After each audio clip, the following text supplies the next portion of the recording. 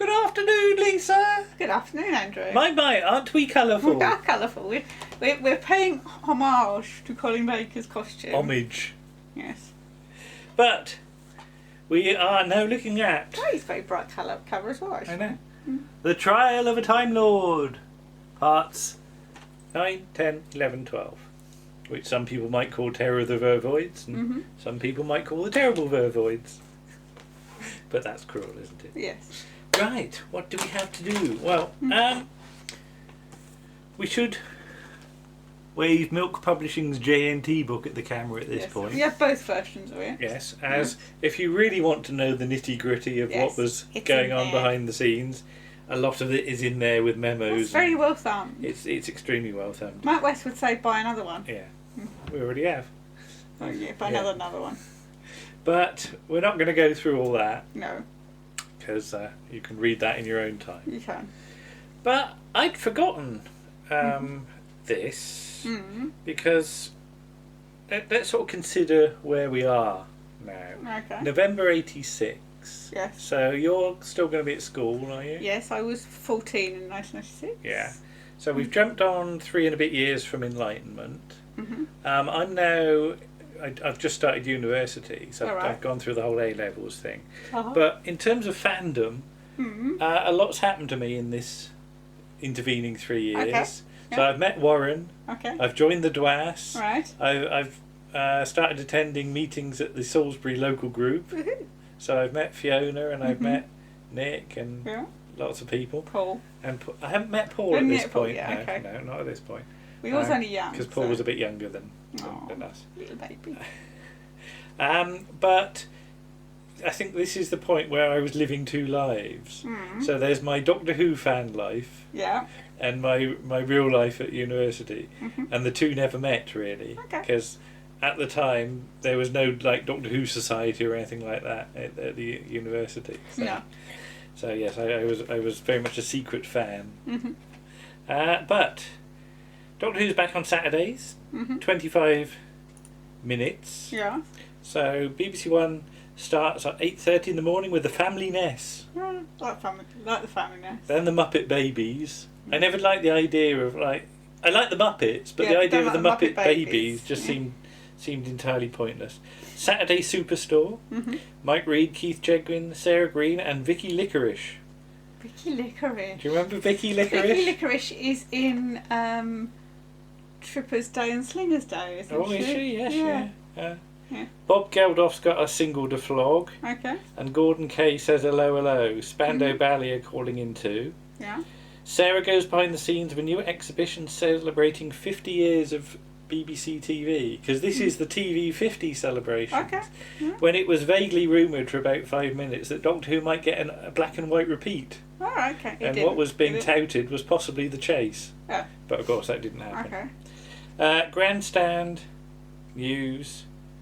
Roland Rat the series. Oh Lord. Oh dearie me. With James Saxon as Darcy DeFarcy. Oh God, James you remember Saxon, that? Yes. But unfortunately Roland Rat rather fell on its face, didn't it? Proudly presented by BBC 3 though. This is what people forget about Roland Rat. Because the idea it was BBC 3, but Roland Rat came over from TVAM, I think, didn't he? He did, yes.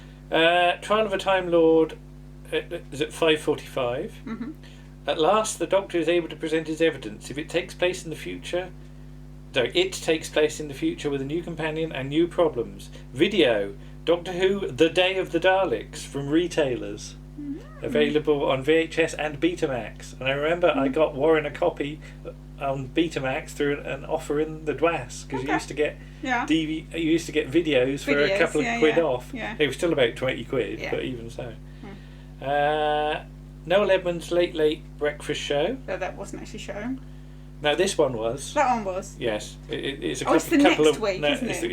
It's a couple of weeks before that happens. Yeah. Frank Bruno and Tina Turner. Okay. So yeah. Every Second Counts with Paul Daniels, and then with the news in the middle of it, That's television entertainment. Okay. A huge celebration of BBC television over the years, including some Doctor Who clips, mostly taken from Who's Doctor Who, it has to be said. Yes. And some bits about Quatermass and Z-Cars and all sorts of things. So I think I was audio recording at this point, so I didn't have my video till next year. But I really liked the idea of some old telly even then. So I was very much up for a bit of BBC oldness, not just BBC oldness, not just Doctor Who. Oh, and Bodyline, about cricket, a drama with Don Bradman, not in it, but and then bowls and tennis. Oh God, okay. But there we go. Anyway, let's get rid of that. Now then. Come here. Lots of notes. It says The Trial of a Time Lord by Pip and Jane Baker, Part 9. Well, it shouldn't, should it? No. It should say The Trial of a Time Lord, Part 9 by Pip and Jane Baker. Yeah. That's right, because the writers, of course, changed. And I know, again, if you read the notes, Eric Saywood isn't too keen about having Pip and Jane on board. No. And he writes a rather snippy note. He does. But given that scripts have now collapsed from David Halliwell, Jack Trevor Story, PJ Hammond, Chris Bidmead, I can well understand. Just get somebody that actually just writes something. Just get them to write something and let them to write it, yeah. So, I'm doing a podcast on a monthly basis. I understand what Terence Dick said. We were just trying not to put the test card up every week. Right. And also, what we should say is the theme tune is slightly different. Opening theme tune. And the titles are very, very, very colourful. Well, same as season 22, the titles. But, but different from the last. Michael Jason's got a tan. He has. So he's been on the beach. He's been out in the sun, on the Gallifreyan Beach and Body Club or something. Unless he's been sort of serving burgers or something. When we met Michael Jason, he was wolfing a burger, wasn't he? Poor man was trying to eat his tea and you were talking to him about Crown Court. Yeah. And he was being terribly polite and trying to remember things. Yeah. You let me eat his tea, for goodness sake. Well, it turned up when we were nattering to him. His burger arrived just after we did, so I didn't want to go away. But the wind is very definitely taken out of Colin's sails at this point, and you can see the Doctor's sails. Yeah, the Doctor's sails, but you can see that all that bluster's a bit of an act, can't you? It is. It's a protection, I think, to protect himself from being hurt. Now, the idea of the Doctor being able to see into the future from the Matrix, does that cause problems, or does the Doctor have to go through the mind rubber at the end so that he can't remember it? Because surely if he knows what's going to happen, he'll remember it. Yeah, exactly. And I'll deal with the consequences at the end of part 12, but given that this is evidence in a trial, this is possibly not the best story the best example to have picked, considering what happens at the end. But again, we'll deal with that when we get to it. Malcolm Clarke again, and indeed for the last time. The model works okay of the Hyperion, and I quite like the zoom into the actual thing. That's quite well done. You get this sort of, you can see different bits of it, can't you? Different bits of people doing stuff. Although it's not up to the standard of the model shots at the start of part 1, but nothing is going to be. Well, nothing's going to be. That is such an outstanding But Chris shot. Clough does a lot of moving camera work stuff, which I quite like. Yeah. And there's very nice sort of joke, sort of suspense bits when like a hand will grab somebody on the shoulder and things like that. So, he knows what game he's playing here. Because we are very much doing a whodunit for this story. Oh yes, absolutely. Sort of like an Agatha Christie, and then there were none. Yeah. Kind of thing. And I just put Honor Blackman. Yay. And it's in an awful costume. In an awful pink thing. Yeah. And it's a long time till Diana Rigg turns up in Doctor Who, but it does happen at last. Yeah, just need Linda Thorson now. Yeah. And all this nonsense about cabin 6 and cabin 9, because it seems to imply that whichever key she's got opens the door. Doors. But I was thinking about that on earlier, and because when you go to hotels, obviously the people that clean the rooms have to have a pass key. Yeah. But she's not been given a pass key. But so if a pass key can open every door, does that mean that any key can open every door anyway? No. It doesn't work like that. It shouldn't do. Okay. No. But if you can get into cabin 9 with key 6 and the other way round, no wonder the security man's in a mood. Yeah. And the idea that she's got a load of luggage as well. You know, this is supposed to be in space, isn't it? You know, wouldn't you have a sort of floating thing? Not have to hump your own luggage. Like the trunk in Terry Pratchett. Yeah, you can tell it's an Andrew Rose story because there's shoulder pads all over the shop. Oh right, yeah. Yeah. So. Well, that's just 80s. Yeah, but Andrew Rose does it a lot if you look at his stories. But yeah. Mr. Grenville, and I really wish somebody had asked him to fetch a cloth at one point. But, That's Granville, but yeah, I know. Yeah. And shortages in the granary. What's all that about? You know, was there an infestation of space mice in the granary or something? Or was somebody taking a bit of grain home in their pockets? Or weevils. I want to know what these shortages in the granary were. So. But 80s tashes are still very much in. Yeah. You know, way into the future. There's about 3 people that have got a tash, isn't there? Yeah. So. And some of the set work is nicely sort of matter of fact. Because all the racking and stuff, and I just put nice rack because I always like a nice rack. But it's quite solid. Yes. You see what I mean? I know it's all rattly, but. And the bridge is not a bad design because it's black and white. It is. And with the black and white costumes, it's a bit stylish. That you know, given that we're celebrating 50 years of BBC television, to have a set which is in black and white. I bet nobody thought of that at the time, but it's just nice. Colin's busy. He seemed to have joined Peloton or something in the TARDIS. You hate that advert. I hate that advert. You know. Well done, Doctor Who. You smashed it. And he's got a new waistcoat and tie and cat badge. Yeah. I don't know what cat badge this is because I bought the first 2 because there was an advert in Celestial Toy Room by Maggie Howard who made them, Maggie's Moggies. And you had a black and white one and a sort of black one with a bit flecks of tortoiseshell in, and those were Eric and Weeble. But I don't know who this gingery one is. So yeah. We'd like to know the cat names. If anybody knows, let us know. And I just put Bonnie! And thankfully Bonnie and the Doctor get on fairly well. They or do. Mel and the Doctor. Mel and the Doctor. Yeah. Well, she's basically bossing him around, isn't she? And that's quite a nice thing for his Doctor, I think. Because obviously his Doctor is a bit more bombastic. Yeah. So to have somebody who tells him what to do is quite a good thing, yeah. I put spot the BBC micros here. It's like every single display on the Hyperion and the TARDIS has got that chunky BBC micro font. I forget what mode it is. I never had a BBC micro, but I can recognise that font straight off. You know, it's the sort of thing you'd see in the adventure game and all over the place. That communications room is very tiny, isn't it? Yes. Yeah. Yes, it's very, very small, isn't it? And Janet's coffee. Yes. Being delicious. Yes. I wonder what sort it is. You bought some new coffee the other day. I did yesterday, yes. And is the fact she's called Janet a sort of half nod to Tegan? I don't know, because Tegan was a hostess. I don't know. Yeah, I really don't know. And I just put proper knobs, because when he turns his knobs, they make clicking noises, and they actually look real. So the BBC Micro is also in the TARDIS. So Roland Rat the series. Those guns are silly. Those silly water pistol things. And I love the way you've just randomly said Roland Rat the series. I wrote down Roland Rat the series. But Colin does actually demonstrate one of those guns on Roland Rat the series. Oh, right, okay. Because he zaps Kevin the Gerbil with one or something. Poor Kevin the Gerbil. Because what did Kevin the Gerbil do? Because Colin said, and that was Roland Rat, the series. And now over to BBC One for Doctor Who, the series. Then Kevin goes up and goes, rubbish! And Doctor Who shoots him with his yellow gun. So yeah, Tonka Travers. Yeah.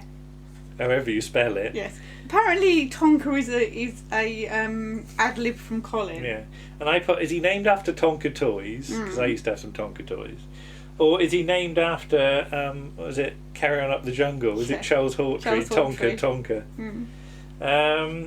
And it's one of those, because later on he says, when the Doctor's path crossed mine, it was a web of mayhem and intrigue. Yes. And you wonder what this story was. It's the sort of thing you might expect, because you used to get that a lot in the Doctor Who annuals. That somebody would already know the Doctor. Yeah, without having had an adventure. Over to Big Finish. Oh yes, probably. Obviously, you can't get Michael Craig to do it. I like the bit when Mel says about we had to respond to a mayday, and Edwards is immediately leaping on her defence, going, "That's true, sir." Yes. He's trying to get round her. He likes Mel. He likes a bit of Mel, doesn't he? Turn the page. Yeah. So Web of Mayhem and Intrigue. That's almost a Doctor Who story title, isn't it? Yeah. Golden Wonder Crisps promotion is happening at this point. I quite like Golden Wonder Crisp. They used to do very good salt and vinegars, but you could get little Doctor Who mini comics. Yes. Yeah. So this whole thing about low intensity light and infraspectrum light. Again, it's sort of Pip and Jane not quite getting the science right. Because if the pods are activated by the intensity of the light, that's how bright it is. Yeah. But infraspectrum, it indicates like low wavelength light, and i.e. red light or something is allowed, but blue light isn't, because that would be, It looks good anyway. But they're sort of slightly confusing intensity and wavelength there, but never mind. And I just put pods, which of course turn up in the French and Saunders Trial of a Time Lord sketch, don't they? About pods and something. I can't remember much about it, but they're Silurians, aren't they? Yes. Mel coming from Pease Pottage, and there is a photo shoot that they went and did with with the sign that says Pease Pottage, and standing outside some sort of radar dishes or something. And I just put Doctor Who is unhygienic in this story. Do you know why I put that? No. Because he puts his feet up on the table. Oh right, yeah. And that's where people have their delicious coffee and their sandwiches and things. That's things. alright, somebody will come and wipe. I think Janet went and wiped it just She's got to wipe down, not Colin, just where his feet marks have been. But yeah. Given that he's been cycling, he's got sweaty feet, hasn't he? Well, they're in his shoes. Yeah, but, He's not going to sweat through his shoes. with his I would hope. With his pelotoning,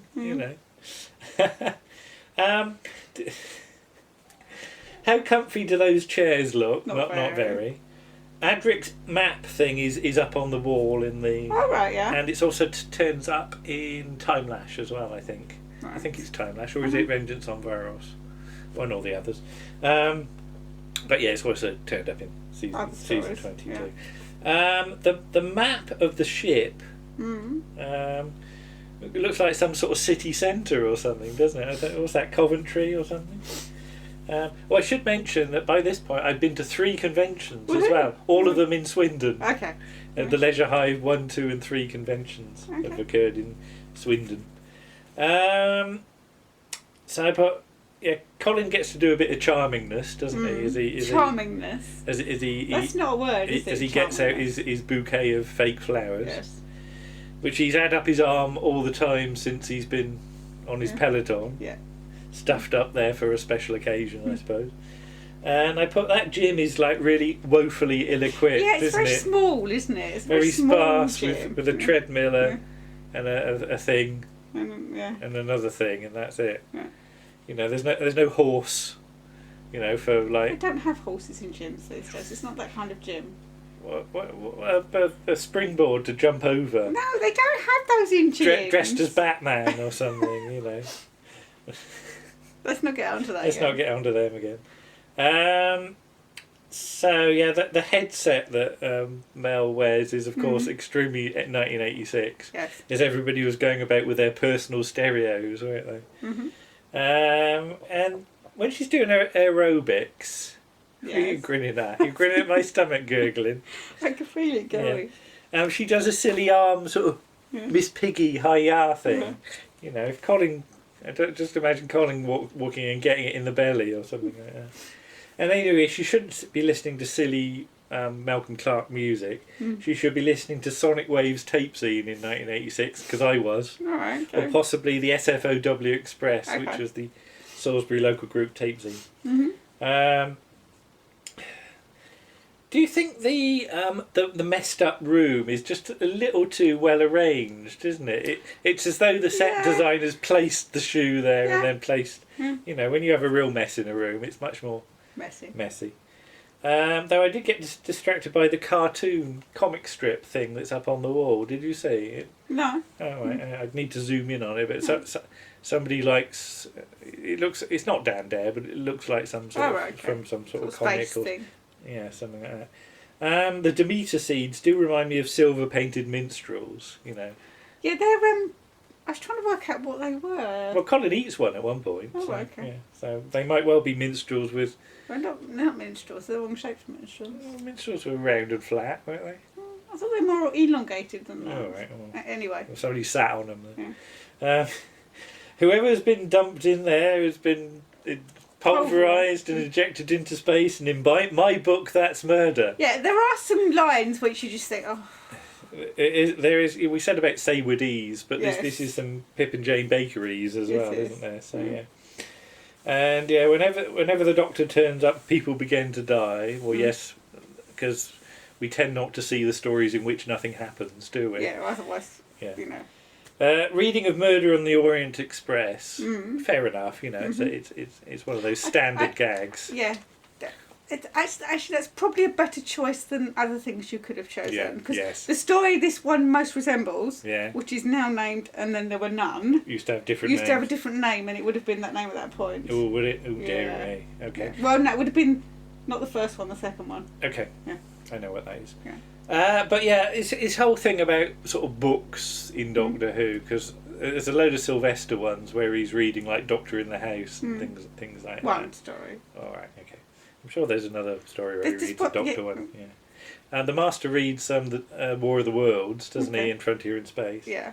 And there's the Time Machine in the TV movie. Yes. But I just wish somebody would be a bit more inventive and like instead of reading Murder on the Orient Express, she's watching the Goodies episode that's set on the Orient Express or something like that, which has got multiple Miss Marples in. You try saying that quickly. The thing about Murder on the Orient Express is it doesn't equate to this one really. No. Apart from the fact it's in an enclosed area because in Murder on the Orient Express, and this is a spoiler coming up, but it is quite old. Everybody did it. Yeah. Okay. So, and that's not the case in this story.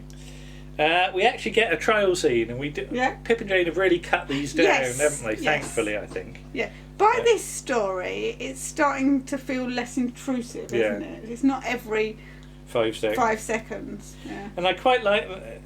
Again, here's a line that I would have peed myself at in rehearsals, because the Inquisitor says, "Hardly a convenience, Valeyard." To which I'd have added, "No, it's not convenience, it's a gym." You know. So yeah, I know what dirty minds actors have got. Valeyard gets to be very cross. He almost starts spitting, doesn't he? He does. Yeah. And that's good. So nice bit of acting there. Though, what do you think of his costume? It does resemble it like he's some sort of garden gnome with that helmet, doesn't it? Yeah. It doesn't. It's possibly not the most comfortable thing to wear. But I think Linda Bellingham has probably got the short straw because she's got the big sort of collar, flappy thing. Yeah. So you could sneak up behind her and like nick her notepad and her space pencil, couldn't you?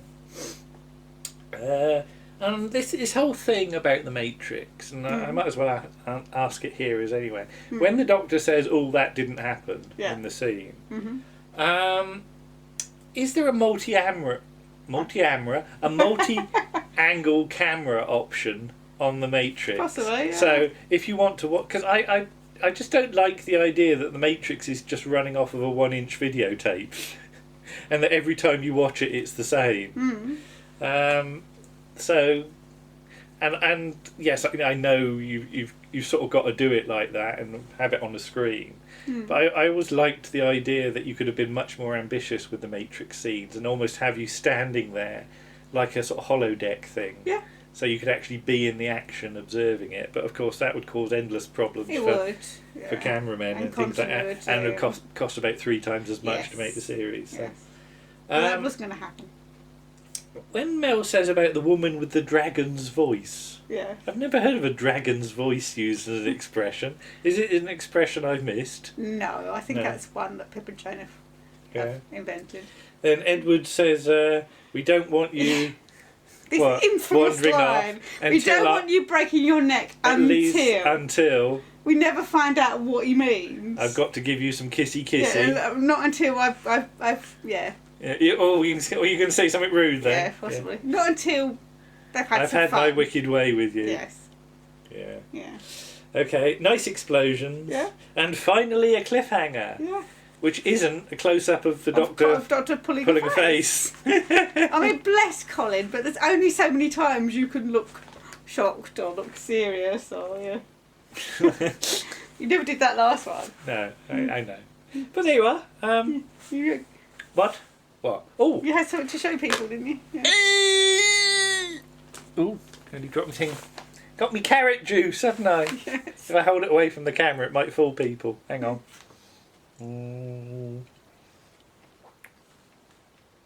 It's not actually carrot juice at all, is it? What is it? It's tropical. Tropical drink. Yeah. A tropical drink. A tropical drink. Nice, actually. It is quite nice. By a well-known soft drink maker. Don't laugh at me with me carrot juice.